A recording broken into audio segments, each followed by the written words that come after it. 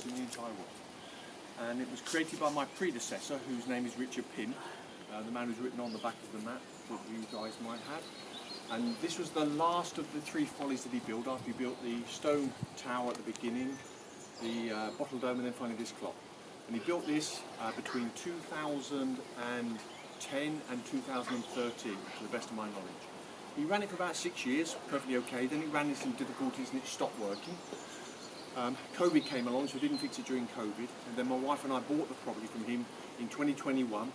So in the winter of 21, myself and a local guy from Pembridge Village, just up the road, we got the clock going again. So it's the 3rd year it's been up and running. So to explain it, there are 2 constant flows of water that come into this clock at all times, just 2. One is the small chamber, a small pipe at the back of that chamber, and the other one is a small pipe at the back of that chamber. This pipe, the first one, is feeding these 4 chambers together, so they share a common water line, and that's important to remember. You may want to come in a bit, you'll struggle to see.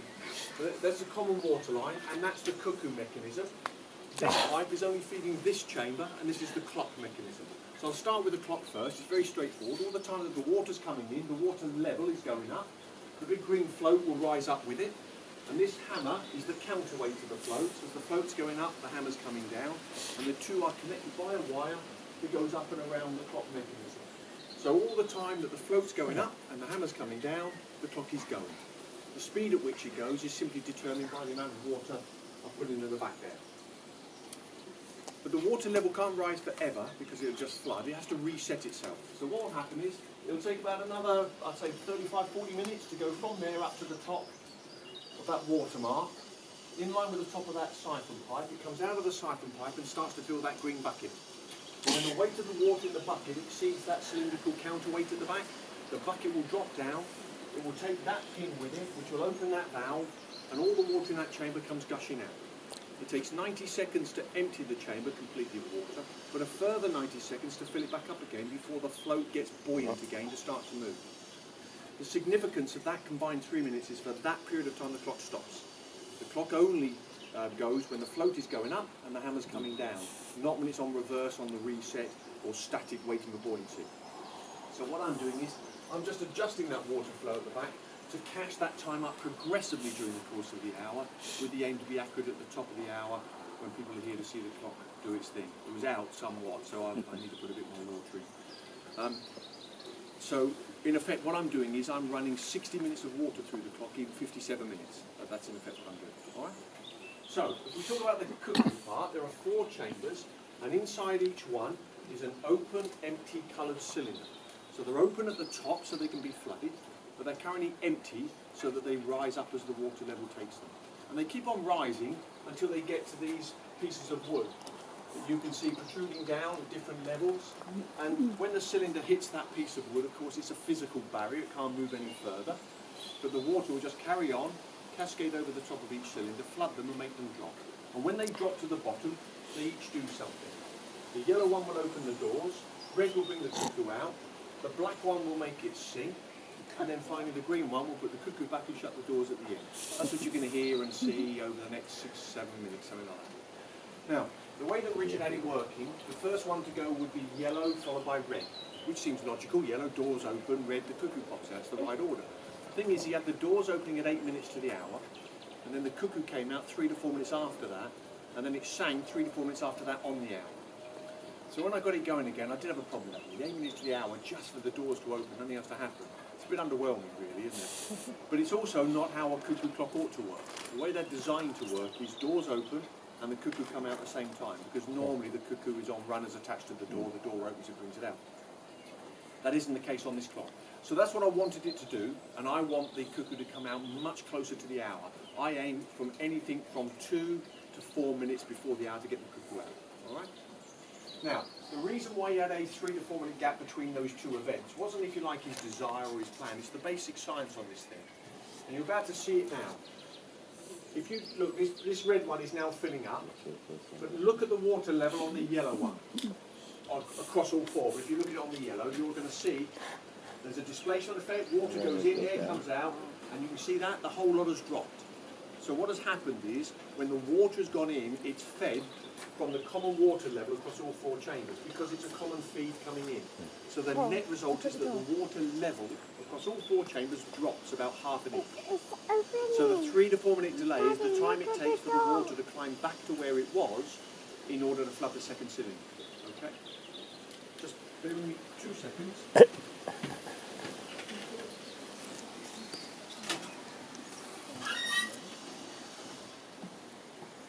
The science says you cannot make 2 cylinders flood at once. I'm not a scientist, I'm not an engineer. So I did try, and I kept going for 2 weeks until I discovered I was wasting my time. The science, of course, is right. 2 cylinders cannot be flooded at once. That's the reality. Without a major overhaul of this system, which I don't want to do. But I did find a way. Okay, so I did find a way to get the doors open Cuckoo at the same time, and it's this. It's what you've just witnessed. Instead of making the yellow cylinder go first, I've made the red one go. And I did that by simply extending that piece of wood just a little bit further into the water than the other one. So a very simple solution. But as you can see, that cylinder hasn't dropped to the bottom, so nothing is visible here, can't see it yet. But behind the doors, by having it suspended there, what I've done is I've released the Cuckoo from its mechanism, ready to come out, but it can't come out because the door mechanism, the yellow cylinder, must go first. Okay? Just for you, it doesn't mean, listen, hello, it means the Cuckoo's nose isn't on the door, all right? We don't do animal cruelty. It's way off, I check. I make sure it's just that far off the door. It's just been released from the mechanism, ready to come out, but it can't come out. So, when the yellow one drops in about another minute or so, less than a minute's time, it will pick up the red one, they both go down together, the doors will open and the Cuckoo will come out at the same time. Okay? I'll keep an eye on that just because time is moving on and I need to explain to you how it's going to sing. So 1 minute to the hour on the clock time up there, a spring-loaded lever will be released. And when it gets released, it's going to make this pipe here, that goes vertically up to the clock face, rotate. And when this pipe rotates, it's going to make this silver bar here pivot out towards you like that. So it's going to, go like that. Yeah. And this bar in turn is attached to the pipe that's filling up those 4 chambers behind the black cylinder. If you want to come in and stand there, you're more than welcome to. Instead of craning your neck all the time, you're more than welcome to come in. Oh, I'm looking up now, it's going to come out, get ready, get ready. The Cuckoo's going to pop out. Sorry, let that happen first, then you can pop in. Here we go. There it is. At this point I always say that some people might say, why did you bother? But for me that's how a Cuckoo clock ought to work. Doors open, Cuckoo come out at the same time. So, back to the singing, because it's going to happen quite shortly. Where was I? Yes, it's attached to that pipe that's filling up the chamber behind the black cylinder. So what it's like this in profile at the moment. You've got the cylinder here, the pipe's filling up behind it. Then at 1 minute to the hour that happens. It just gets pulled out when that bar pulls it out. And when the black cylinder fills up, it will go on a long cord. It goes right up above the Cuckoo, across quite a complex pulley system towards the back of the building, comes down and ends up on a chain inside a large water tank up in the attic space. So when the black cylinder drops, it's going to pull the chain to release that water exactly like a toilet flush operates. The water then will descend down and it's going to flow into 2 different tanks, both up here on the first level gantry. You're welcome to go up there, by the way. Look. The first tank is a sealed empty tank. Empty means it's currently full of air. As the water comes in, it's going to put the air under pressure, and it's the air pressure that will get released to make it sing. The second tank, on a delay of about 25 seconds, just to allow that pressure to build up in the first tank, will deliver water through this pipe and onto this wheel. And it will turn this wheel through 18 cycles in order to turn an organ barrel up here on the first level gantry through 2 cycles via that long chain. So I know you're desperate to do the maths on that. It's a 9-to-1 gearing ratio if you want to jot that down. So, that barrel up there is like you'd see in an old style music box or an old church organ, that sort of thing, a big wooden barrel. Lots of bits of copper inserted into it and sticking up about 6 millimetres above the surface. And then above the barrel are 7 valves, 2 for the Cuckoo, 5 for the birdsong. As the barrel rotates, the copper bits hit the valves get pushed open, the compressed air we made in the other tank will get released, and it will sing its song. Okay? It's filling up now, just enough time to let you know that when it finishes singing, the only thing left for you to see is for the Cuckoo to go back in the doors to shut. but that's part of what I call the reset process of the clock. As it sounds, it's the ability for the clock to reset itself in order to repeat everything in an hour's time, completely autonomously from me, and just using the power of the water in the system as it returns back to its original positions. And frankly, it's the really clever bit about this clock. You don't have to stay for that, of course. If people want to go, that don't run with them in the slightest. But if you do stay, I'll take you through. It's a 4-stage process, and it's very, very clever how he does it all. You'll be surprised. But for now, you listen to this. I'll have a cup of tea. The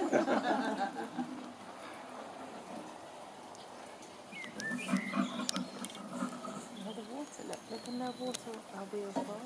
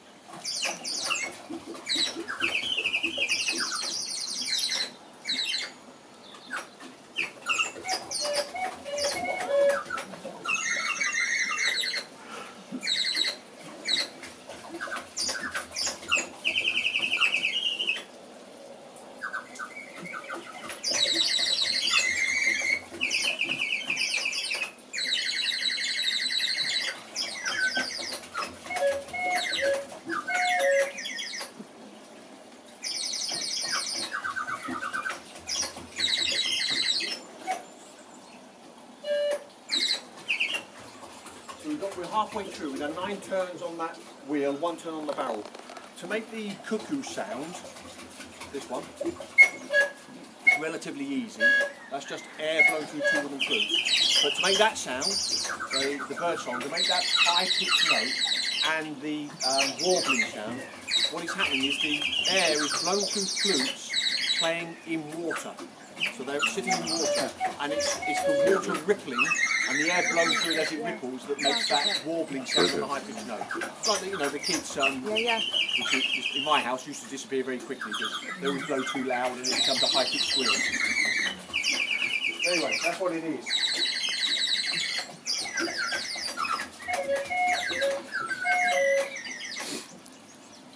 So, I think we're just about to start. Just watch the 2 Guinness cans now. Watch the cans.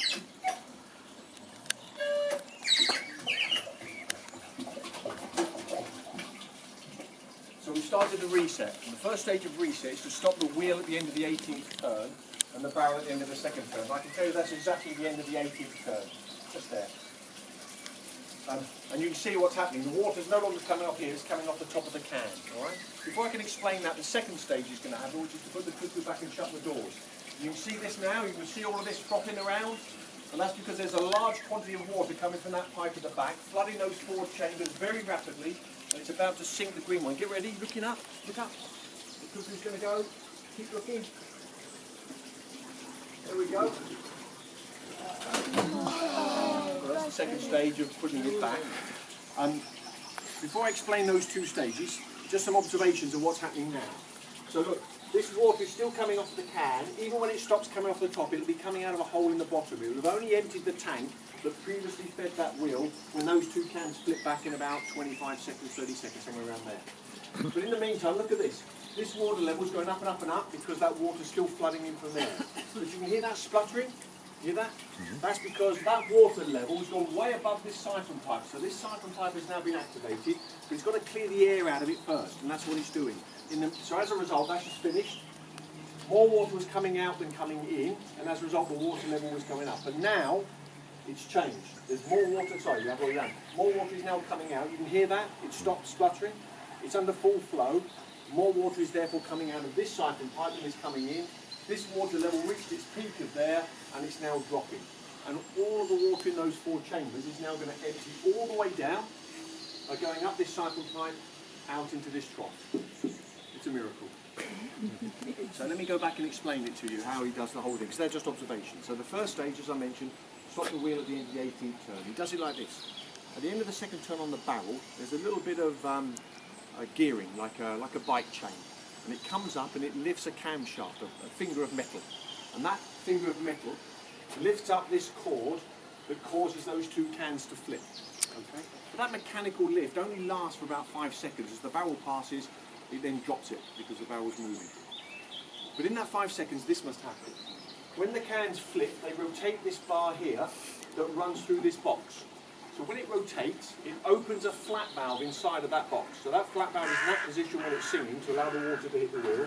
It turns, blocks the water hitting the wheel, diverts it through the pipe and onto the can. So all of that water you saw coming off the cans is the water that I have to get out of that first tank that fed the wheel, but I don't want it to feed the wheel. If it carries on turning the wheel, then it simply won't work next hour. It has to stop at the end of the 18th turn, and it always does. Those cans always do their job. The second stage of reset was to flood the green cylinder, and as I mentioned, it's that water there. That water is coming from the other tank, the sealed one that created the air pressure to make it sink. So this is the first, I think, really clever thing about what he built. So what he said to himself is, you've got to get the water out of that tank. It must revert back to its original state, which is empty, full of air. Remember I described it as such. No water in it. And what he said to himself is, I want to get that out when it finishes singing. What event will occur to allow me to do that? And it's a change in pressure inside that tank. And it's this. All the time that it's singing, the pressure in the tank is relatively low because the water comes in to create the pressure, but the air that's being released relieves that pressure. So it's a relatively low pressure tank while it's singing. But the moment the can's flipped, it stops singing. Air's no longer coming out, but water continues to come in. So I'm sure you can realise the pressure rises very rapidly the moment the can's flip. Within about 8 to 10 seconds, the pressure in that tank gets to a point where it forces the water through what is called an inverse siphon, so a U-shaped one built inside the tank to come out through there. So it's a really clever solution to use that change in pressure to get the water out once it's finished singing. The third stage of reset is really a continuation of emptying that tank, because we sunk the green cylinder and put the Cuckoo back ages ago, but that water's still flooding out.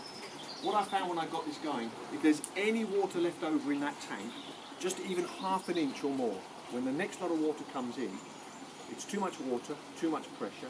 The Cuckoo will sound, not great, but it will sound, but the birdsong sound, being a much higher pitched note, becomes a high-pitched squeal. It's a horrible sound that is to be avoided. But unfortunately, I never get that anymore. I just got it at the beginning. And now the final, and that's just finishing. When you see that bouncing around, it's droplets, and it means it's just emptying that tank finally. And then the final stage is well underway, which is to empty those 4 chambers of water via this siphon pipe. Now when you look at those 4 chambers, you perhaps can realise his last big challenge, his last big problem. You can get the water out of the chambers easy enough, it'll go up that siphon pipe and out. The question is, how does he get it out of the cylinders? Because there's water trapped inside, and that's got to come out. So this is how he does that. It's very, very slick. All the time that water level is above the top of the cylinder, the pressure that's pushing down on the outside of each cylinder is greater than the pressure pushing through the cylinder. And that's because, if you can see, he's built it so those cylinders sit about 5 to 6 inches above the bottom of the chamber. So there's a greater depth of water on the outside than the inside. And that extra depth of water is holding in place a small one-way valve key inserted into the bottom of each of the cylinders. But the moment the water level on the outside gets to be below the top, that pressure changes. The pressure for the very first time in the sequence we've been watching, the pressure on the inside is now greater than the pressure on the outside. And it will open up the valve pins to allow the water to escape from the inside to the outside, and then along with the rest of the water, up the siphon pipe and out. And you can see that now. So there's the outside, there's the inside. Outside, inside, outside, inside. So all 4 of them are draining down, and obviously the inside level remains higher to allow that pressure to hold the valves open. Yeah. I always describe it as a very elegant solution, because when you think about it, when it's emptied, the only pressure on the inside is air pressure. For the next sequence, the water will come in from the underside. That will hold those valve pins in place once again to make those cylinders watertight for the hour's journey up.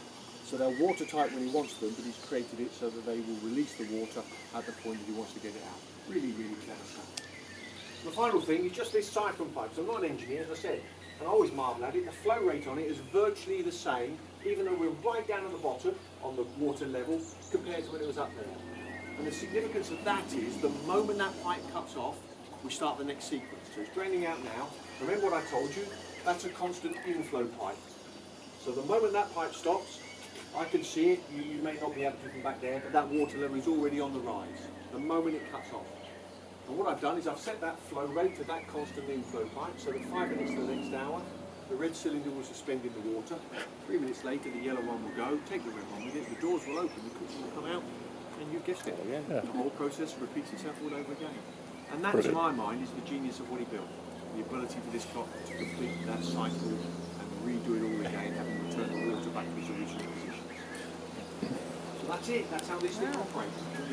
Brilliant.